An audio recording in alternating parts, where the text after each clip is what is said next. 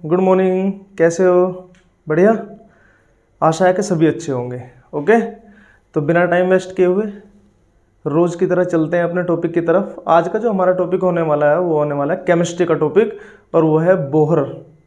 Niels Bohr ने परमाणु के बारे में क्या क्या बातें बताई, और नील्स बोहर ने जो है इलेक्ट्रॉनों का जो वितरण किया, परमाणु के अंदर जो कक्षाएं होती हैं उनके अंदर इलेक्ट्रॉनों का वितरण किस प्रकार से किया, ये बात जो है किसने बताई? नील्स बोहर ने अपने अकॉर्डिंग क्या बात बताई, ये देख लीजिए जरा। ठीक है, यहाँ पे आ जाओ। ये है केमिस्ट्री का टॉपिक, केमिस्ट्री। ठीक है, कोई भी बच्चा पढ़ सकता है, कोई भी बच्चा इसको जो है इस जानकारी को ले सकता है। नील्स बोहर ने जो है इलेक्ट्रॉनों के वितरण, इनके डिस्ट्रीब्यूशन संबंधी, इलेक्ट्रॉनों का जो डिस्ट्रीब्यूशन होता है परमाणु के अंदर, एटम के अंदर जो डिस्ट्रीब्यूशन होता है उसके बारे में जो है क्या बात बताई। ठीक है, तो सबसे पहली बात देखिए, ये क्या है हमारा? सपोज करो कि ये क्या है? नाभिक है, न्यूक्लियस है। ये क्या है? न्यूक्लियस। इसमें क्या होता है? प्रोटॉन और न्यूट्रॉन। ठीक है, प्रोटॉन और न्यूट्रॉन। ये क्या है हमारा? नाभिक। ये क्या है हमारा? नाभिक। इसको क्या बोलेंगे? नाभिक। न्यूक्लियस। ठीक है, न्यूक्लियस। स्पेलिंग देख लेना भैया। ठीक है, प्रोटॉन और न्यूट्रॉन। प्रोटॉन और न्यूट्रॉन नाभिक के अंदर होता है। ये होता है न्यूक्लियस हमारा, और ये बन गया हमारा सारा न्यूक्लियस। और यहाँ पे जो है क्या होती है? कक्षाएं। ये क्या होती है? कक्षाएं। नाभिक के चारों ओर कक्षाएं होती हैं जिनमें इलेक्ट्रॉन रहते हैं, और इन कक्षाओं के अंदर भी क्या होते हैं? कक्षक होते हैं। कक्षक, उनमें इलेक्ट्रॉन रहते हैं, उनमें भी। ठीक है, देखें यहाँ पे ये कक्षाएं होती हैं। ये हो गया नाभिक। नाभिक में कौन रहेगा? प्रोटॉन और न्यूट्रॉन। प्रोटॉन पॉजिटिव कर्ण है, न्यूट्रॉन उदासीन है। इसके चारों ओर जो है इलेक्ट्रॉन होते हैं। इलेक्ट्रॉन चक्कर लगाते रहते हैं इस तरीके से, एंटी क्लॉकवाइज, एंटी क्लॉकवाइज, इस तरीके से। ठीक है, तो नील्स बोहर ने क्या बात बताई, ये सुन लीजिए। नील्स बोहर ने बताया भाई, सबसे पहली बात ये बताई कि उसने जो एक फॉर्मूला दिया 2n²। 2n²। सूत्र क्या है हमारा? 2n²। जहाँ पे n क्या है? नंबर ऑफ कोषों की संख्या। कोषों की संख्या। कोष क्या होता है? जिनमें इलेक्ट्रॉन होते हैं। ये कोष है, ये पहला कोष है, ये पहला कोष है, ये दूसरा कोष है, और ये है तीसरा कोष। और इस प्रकार से जो है कोष बढ़ते चले जाएंगे। कोष बढ़ते, जैसे जैसे इलेक्ट्रॉनों की संख्या बढ़ती चली जाएगी, कोषों की संख्या भी बढ़ती चली जाएगी। ठीक है, अगर इस बात को समझ गए तो केमिस्ट्री की ये समझो कि 50% प्रॉब्लम जो है आपकी सोल्व हो चुकी है। ठीक है, अब आ जाइए। तो यहाँ पे देखिए कोष की अगर बात करें हम तो पहले कोष की अगर बात करें तो यहाँ पे n बराबर क्या रख दोगे? 1 रख दो। यहाँ पे n इक्वल टू 1, 2 × 1 का स्क्वायर। तो यहाँ पे कितना आ जाएगा भैया? 1 का स्क्वायर होता है 1, और 2 1 जा 2। यानी कि पहले कोष में कितने इलेक्ट्रॉन रहेंगे? 2 इलेक्ट्रॉन। अब दूसरे कोष की अगर बात की जाए, कोष क्या है? सेकंड, ये वाला। इसको दूसरे कोष की अगर, तो n इक्वल टू कितना रखेंगे? n इक्वल टू रख देंगे 2। तो 2 × 2 का स्क्वायर। 2 का स्क्वायर कितना हुआ? 2 का स्क्वायर 4, 4 2 जा 8। 2 का स्क्वायर 4 और 4 2 जा 8। तो क्या? 8 इलेक्ट्रॉन। यानी कि पहली कक्षा में कितने इलेक्ट्रॉन है? 2 इलेक्ट्रॉन रह सकते हैं, और दूसरी कक्षा में ज़्यादा से ज़्यादा कितने इलेक्ट्रॉन रह सकते हैं? 8 इलेक्ट्रॉन रह सकते हैं। तीसरी कक्षा 3 रख दीजिए, इसका स्क्वायर कर दो। भाई n की जगह रख रहे हैं केवल 3 रख दिया। 3 का स्क्वायर कितना है? 9, 9 दूनी 18, 18 इलेक्ट्रॉन रह सकते हैं तीसरी कक्षा में। चौथी कक्षा में 2 × 4 का स्क्वायर कर दो, तो 4 चौक 16, 16 और 2 कितने हुए? 4 चौक 3 3 9, 9 और 2 3 3 9, 9 और 2 कितने हो गए? 11। एक मिनट।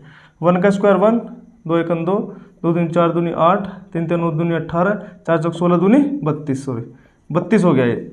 ठीक है, पांचवी कक्षा। ये कक्षा है भैया, कोष है ये, सेल। ये क्या है? सेल। ये हमारे cells, first cell, second cell, third cell, fourth cell, fifth cell. Equal to 2 × 5 का स्क्वायर। तो 5 5 25 दूनी 50 इलेक्ट्रॉन। समझ गए? 5 5 25। इसी प्रकार से जैसे जैसे कोष बढ़ते चले जाएंगे, इलेक्ट्रॉनों की संख्या भी हमारी बढ़ती चली जाएगी।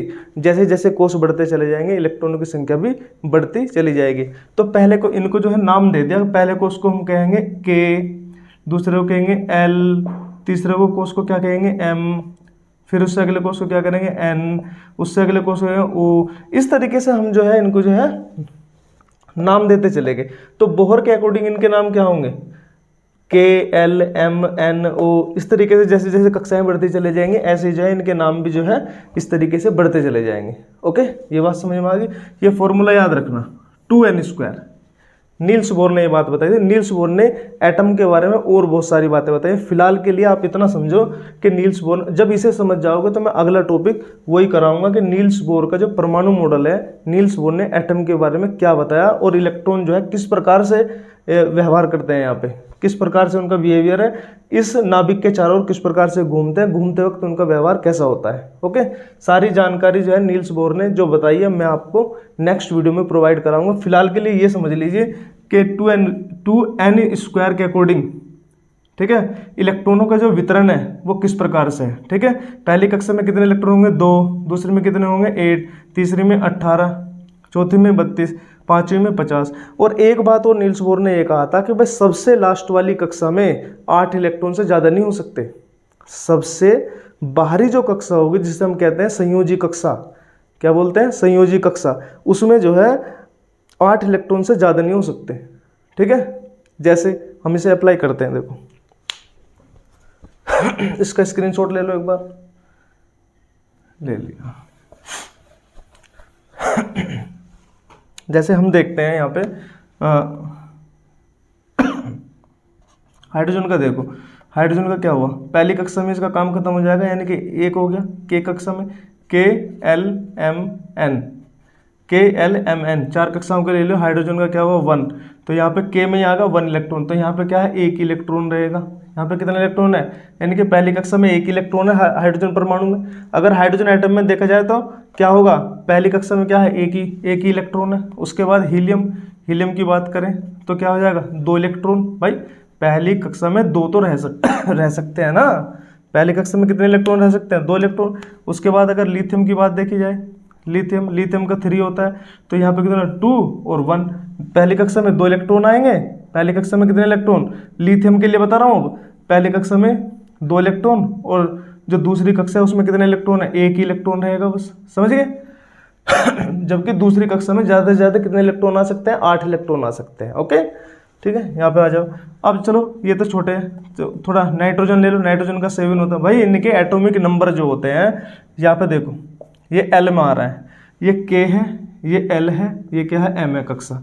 ठीक है, तो इनके जो एटॉमिक नंबर है भाई बच्चों, ये तो आप लोगों को लर्न करने ही पड़ेंगे। ये तो जिस बच्चे के ये लर्न है वो सब कुछ कर सकता है केमिस्ट्री के अंदर, और जिसके ये एटॉमिक नंबर ही याद नहीं है, परमाणु क्रमांक ही याद नहीं है तत्वों के, तो वो कुछ नहीं कर सकता।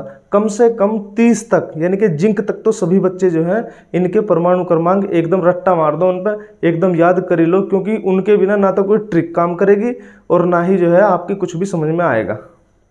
ये काम कर लो बस, ये काम आपको करना ही करना है अगर केमिस्ट्री में अच्छे मार्क्स लाने हैं या केमिस्ट्री अगर समझनी है। यहाँ पर देखो नाइट्रोजन का पहली कक्षा में 2 इलेक्ट्रॉन हो गए, दूसरे में कितने रह सके, 8 रह सके। बच्चे कितने, 5, 5 और 2 7। किसका ले हो गए, फास्फोरस का ले लो। जो फास्फोरस का कितना हुआ 15, तो ये हो गया 2 8, 8 और 2 10, 10 और 5 15। पहली में 2 इलेक्ट्रॉन, दूसरी में 8 और तीसरी में कितने बच्चे, कुछ तीसरी में चले गए। ठीक है, उसके बाद किसका ले हो, चलो बताओ, आर्गन का ले लो। आर्गन का 18 होता है, तो ये कितना हुआ 2 8, 8 2 10। बाहरी कोष में कितने इलेक्ट्रॉन, 8 इलेक्ट्रॉन, 2 8 8। भाई 2 पहली कक्षा में, दूसरी में 8 रह सकते हैं, तीसरी में कितने रह सकते हैं 18। यहाँ पे कितना है 8। उसके बाद पोटेशियम का ले लो 19, पोटेशियम का 19, तो ये 2 8 8 और 2 10 और यहाँ 9। तो यहाँ अगर ये 9 है, देखो बाहरी कक्षा में 8 इलेक्ट्रॉन से ज़्यादा नहीं रह सकते। सबसे बाहरी कोष में जो सबसे बाहरी कक्षा है हमारी, उसमें 8 इलेक्ट्रॉन से ज़्यादा नहीं रह सकते। ये भी बोहर ने कंडीशन लगा दी थी। ठीक है, तो यहाँ पे क्या आएगा 8 और जो बचा फिर वो 1।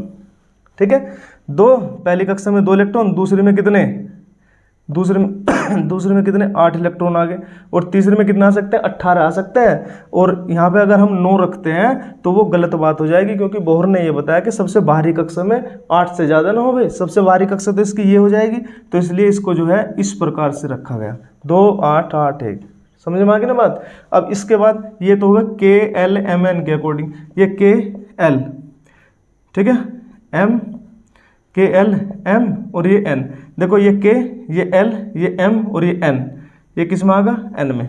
समझ में आई ना बात? तो ये नील्स बोर ने बात बताई। इस बात को अगर समझ गए तो इलेक्ट्रॉनिक कॉन्फ़िगरेशन भी आ जाएंगे, इलेक्ट्रॉनिक विन्यास करने भी आ जाएंगे आप पे, मतलब सब कुछ। ये जड़ है, जड़ को पकड़ लो पहले, ठीक है ना। तो इसको जो है सभी स्क्रीनशॉट ले लो इसका, और अच्छे से जो है इसकी तैयारी कर लेना। तैयारी करने के बाद मैं आपको जो है कल कराऊंगा नील्स बोर ने इलेक्ट्रॉनों के बारे में क्या बात बताई कि भाई नाभिक के चारों ओर जब इलेक्ट्रॉन घूमते हैं तो उनका व्यवहार कैसा होता है, ठीक है, कौन सी कक्षा में घूमते हैं वो, ठीक है ना। जब वो एक कक्षा से दूसरी कक्षा में जाते हैं तो क्या होता है, जब दूसरी से पहली में आते हैं तो क्या होता है, ठीक है ना। ये सारी बात जो है नेक्स्ट वीडियो में बताऊंगा। तो ये बोहर ने जो परमाणु मॉडल, परमाणु के बारे में बात बताई है उसको कहते हैं बोहर का परमाणु मॉडल, ठीक है ना। तो मिलते हैं अगली वीडियो में। वीडियो अगर अच्छी लगी हो तो चैनल को कर देना सब्सक्राइब और लाइक। Thank you.